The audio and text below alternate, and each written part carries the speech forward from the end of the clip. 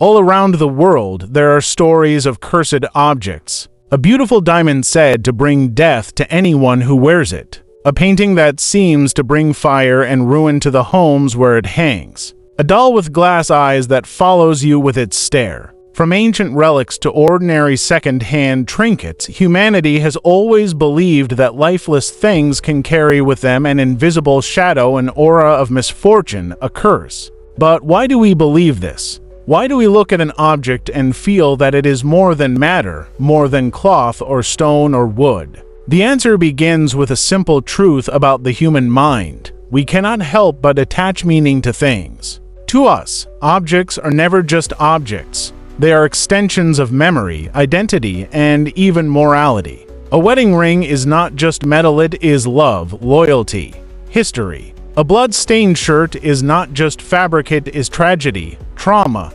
death. Objects are symbols, and symbols are powerful. Psychologists describe this as the psychology of contagion. It is the belief, ancient, irrational, but persistent, that things can absorb the essence of what they touch. A chair that belonged to a king feels royal. A necklace worn by a victim feels haunted. Even when logic tells us it is just wood or metal, the association sticks. Our brains treat objects as though they are permeable, soaking up the energy of the people and events around them. This is tied to ancient mental rules, the law of similarity and the law of contact. The law of similarity says, if something looks like evil, it contains evil. A doll with cracked eyes, a painting with a twisted smile, these things feel threatening because they resemble darkness, even if they are harmless. The law of contact says, if something has touched tragedy, it remains tainted. A sword that has taken lives. A ring that brought obsession.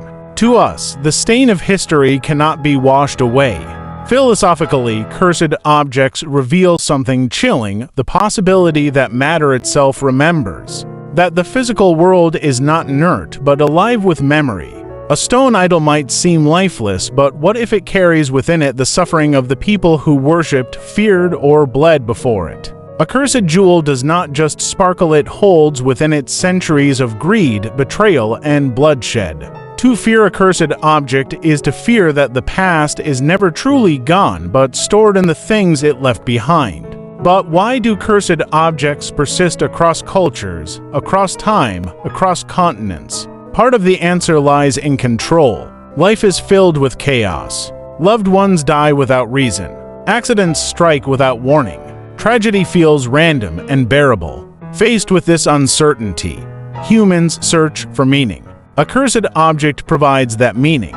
Instead of chaos, there is a cause. Instead of randomness, there is a pattern. The doll, the jewel, the painting becomes the scapegoat, the villain we can point to when the world feels cruel. And yet, many so-called cursed objects are not cursed by spirits at all, they are cursed by stories. Once a tale attaches itself to an object, belief takes over. A man buys a painting and soon after loses his home in a fire. Coincidence? Or proof of the curse? Each accident adds to the legend. Each retelling strengthens the fear. Soon, the object is no longer neutral, it is a magnet for dread.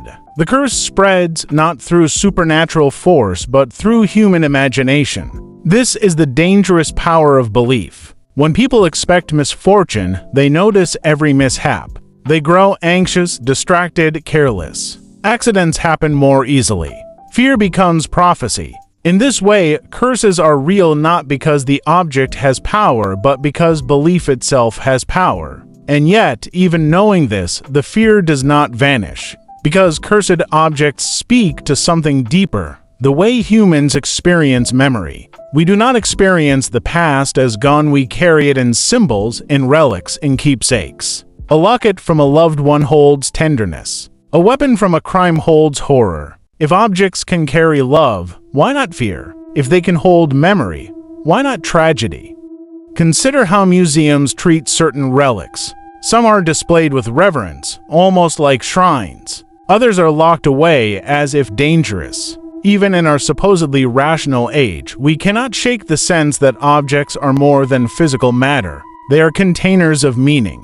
Some meanings comfort, some terrify, The most famous cursed objects tell us this story over and over. The Hope Diamond, brilliant and blue, is said to have destroyed nearly everyone who possessed it, leaving behind a trail of bankruptcies, madness, and death. Robert the Doll, a seemingly ordinary toy, is locked in a museum in Florida. Visitors claim that unless they ask his permission before taking a photo, disaster will follow. The Dybbuk box, a wine cabinet bought on eBay, was blamed for nightmares, illnesses, and bad luck until it was sealed away. Are these curses real? Or are they stories we've wrapped around random misfortunes? Psychologically, it doesn't matter. The human mind completes the pattern. The fear becomes real, whether or not the curse is. And that is the unsettling truth. Cursed objects are not really about the supernatural. They are about us. Our fear of chaos, our need for control, our instinct to project meaning onto the inanimate. When we say an object is cursed, what we are really saying is, I fear the weight of history.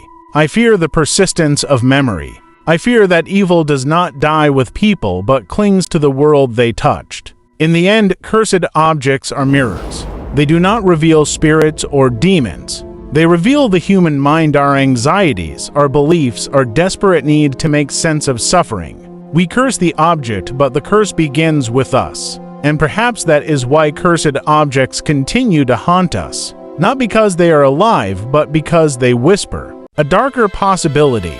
That the world itself remembers, that nothing is ever just a thing, and that the shadows of the past are always closer than we think.